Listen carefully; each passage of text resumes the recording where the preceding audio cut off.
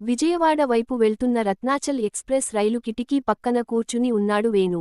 చేతిలో coffee cup, కళ్ల ముందు మెరిసే జ్ఞాపకాలు. 5 ఏళ్ల తర్వాత సొంత ఊరు పాలకొల్లు వెళ్తున్నాడు. ఈ 5 ఏళ్లలో హైదరాబాద్లో చదువు, ఉద్యోగం, బిజీ లైఫ్. కానీ తన మనసంతా ఎప్పుడూ ఆ పచ్చని పొలాలు, చెరువుగట్లు, అన్నింటికంటే ముఖ్యంగా తన మరదలు అను చుట్టూనే తిరిగేది. అను, ఆ పేరు తలుచుకుంటేనే వేణు ముఖంలో చిన్న చిరునవ్వు వికసిస్తుంది. చిన్నప్పుడు ఆమె చేసే అల్లరి, తన వెనకాల పడి బావా, బావా అని సాధించే సాధింపులు, తనకిష్టమైన స్వీట్లు దాచిపెట్టి మరీ తినిపించే ఆప్యాయత. అబ్బో, ఒక్కటా రెండా? కాని 5 ఏళ్ల క్రితం హైదరాబాద్ వెళ్లేటప్పుడు చిన్న గొడవ జరిగింది. తనతో సరిగ్గా చెప్పకుండా వెళ్లాడని అనుకి విపరీతమైన కోపం. అప్పటినుంచి ఫోన్ చేసినా మాట్లాడేది కాదు. అత్తయ్య ఫోన్ ఇచ్చినా, నేను మాట్లాడను పో అని పక్కకెళ్ళిపోయేది. ఈసారి ఎలాగైనా ఆ చిట్టి బుజ్జమ్మ అలక తీర్చాల్సిందే అనుకున్నాడు వేణు మనసులో. రైలు పాలకొల్లు స్టేషన్లో ఆగింది. స్టేషన్ బయటకు రాగానే పచ్చటి కొబ్బరి తోటల నుంచి వచ్చే చల్లని గాలి వేణుని పలకరించింది. గుండెల్లో ఏదో తెలియని హాయి. ఆటో ఎక్కి ఇల్లు చేరుకున్నాడు. ఇంటి ముంగిట పెద్ద రంగుల ముగ్గు వేస్తోంది అను. పచ్చటి లంగావుని, తలలో మల్లెపూలు, కళ్లలో కొంటెతనం. 5 ఏళ్లలో చిన్నపిల్ల కాస్తా మహాలక్ష్మిలా మారిపోయింది. వేణు ఆటో దిగి లగేజ్ పట్టుకుని లోపలికి నడిచాడు. అత్తయ్యా, ఒసేయ్ శ్యామలత్తయ్యా, వచ్చేశానమ్మా అని కేక పెట్టాడు వేణు. ముగ్గు వేస్తున్న అను ఒక్కసారిగా ఆగిపోయింది. ఆ గొంతు, 5 ఏళ్లుగా వినాలని తపిస్తున్న ఆ గొంతు. కాని వెంటనే తన కోపాన్ని, అలకను గుర్తు తెచ్చుకుని, వెనక్కి తిరగకుండా అలాగే నిలబడిపోయింది. వేణు మెల్లిగా అను వెనక వచ్చి నిలబడ్డాడు. మల్లెపూల గుమగుమలు అతని నాసికను తాకాయి. ఏంటే మరదలా, బావ వచ్చినా వెనక్కి తిరిగి చూడవా? అంత పెద్ద గొప్పదానివైపోయావా? అన్నాడు కొంటెగా. అను మెల్లిగా తిరిగింది. కళ్లలో నీళ్ల మెరుపు, ముఖంలో నకిలీ కోపం. ఎవరండీ మీరు? నాకు తెలిసిన వాళ్ళెవరూ రాలేదే. 5 ఏళ్ల నుంచి అసలు ఈ ఊరు, ఈ ఇల్లు ఉందనే విషయమే మరిచిపోయిన వాళ్ళు ఎవరో కొత్తగా వచ్చినట్లు ఉన్నారు అని మూతి తిప్పుకుంది. వేణు చిన్నగా నవ్వుతూ ఒక అడుగు ముందుకేశాడు. అబ్బో, అలక మహారాణి గారు ఇంకా ఆ పాత కోపంలోనే ఉన్నారన్నమాట.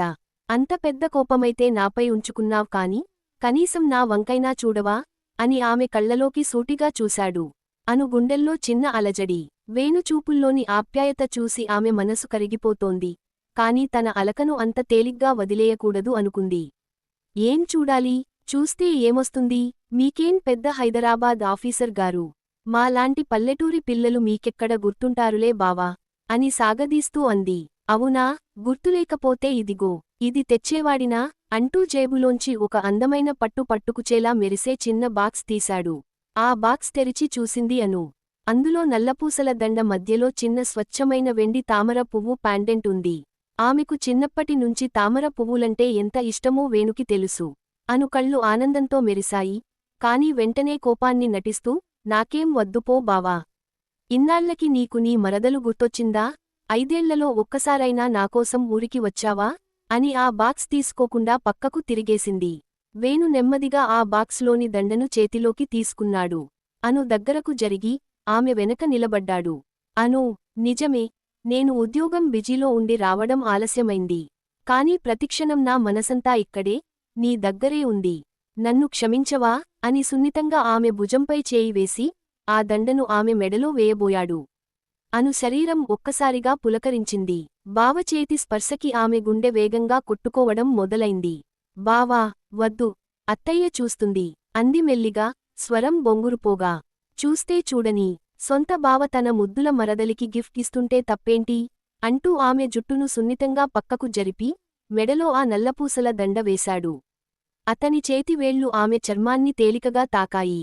అను కళ్ళు మూసుకుని ఆ క్షణాన్ని ఆస్వాదించింది. బావా, నువ్వు చాలా మారేవు తెలుసా? అంది వెనక్కి తిరిగి, అతని కళ్లలోకి చూస్తూ. నేను మారలేదు అను, నీ మీద ఉన్న నా ప్రేమ మాత్రం మరింత పెరిగింది అన్నాడు వేణు, ఆమె కళ్లలోకి తదేకంగా చూస్తూ. ఆ చూపులకి అను ముఖం ఎర్రబడిపోయింది. సిగ్గుతో తలవంచుకుని, పో బావా, నీకు మాటలు బాగా ఎక్కువయ్యాయి అని లోపలికి పరిగెత్తింది. మరుసటి రోజు సాయంత్రం, ఊరి చివర ఉన్న కొబ్బరి తోట పక్కన, కాలువగట్టు మీద కూర్చుని ఉంది అను. నీటిలో కాళ్ళు ఊపుతూ పాట పాడుకుంటోంది. వేణు వెనక నుంచి నిశ్శబ్దంగా వచ్చి, నీటిలో ఒక చిన్న రాయి విసిరాడు. నీళ్లు చిట్లి అను ముఖంపై పడ్డాయి. అయ్యో, బావా నీకు అసలు బుద్ధి ఉందా? నా చీర అంతా తడిసిపోయింది అని లేచి నిలబడింది అను. అబ్బా, తడిస్తే ఇంకా అందంగా ఉన్నావే మరదలా అన్నాడు వేణు నవ్వుతూ ఆమె దగ్గరకు వస్తూ. చాల్లే ఊరుకో, నన్ను కాకా పట్టడానికి చూస్తున్నావా? నేను నీతో మాట్లాడను అని చెప్పానుగా. ఇప్పటికీ అలక తీరలేదా? సరే అయితే, నేను మళ్ళీ హైదరాబాద్ వెళ్ళిపోతాను. ఈసారి ఇంకెప్పుడూ రాను అని వెనక్కి తిరిగాడు వేణు. అను ఒక్కసారిగా కంగారుపడింది. పరిగెత్తుకెళ్లి వేణు చేయి పట్టుకుంది. బావా, నిజంగా వెళ్ళిపోతావా? అంది కళ్లలో భయంతో. వేణు నవ్వు ఆపుకుని తిరిగి ఆమె చేతిని తన చేతిలోకి తీసుకున్నాడు. వెళ్ళిపోతే నువ్వు ఏడుస్తావని తెలుసుగా అను. మరి ఎందుకు అంత అలక? అని ఆమె చేతిని సున్నితంగా నిమిరాడు. అను అతని వైపు చూసింది. గాలికి ఆమె తలలోని మల్లెపూలు రాలి వేణు భుజంపై పడ్డాయి.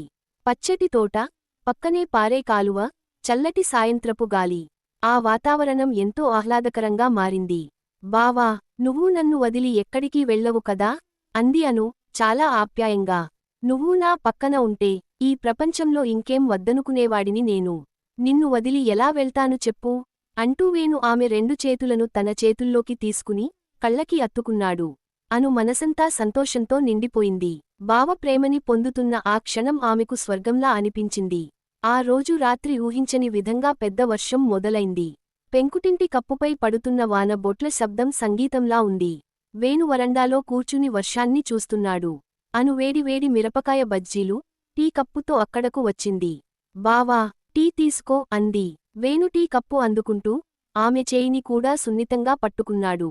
అను, బయట వర్షం ఎంత అందంగా ఉందో, నీ ముఖంలో ఆనందం కూడా అంతకంటే అందంగా ఉంది అన్నాడు వేణు రొమాంటిక్గా. అను సిగ్గుపడుతూ పక్కన కూర్చుంది. చల్లటి గాలి వీచడంతో ఆమె కొద్దిగా వణికింది. వేణు అది గమనించి తన భుజంపై ఉన్న శాలువాని తీసి ఆమె భుజాల చుట్టూ కప్పాడు.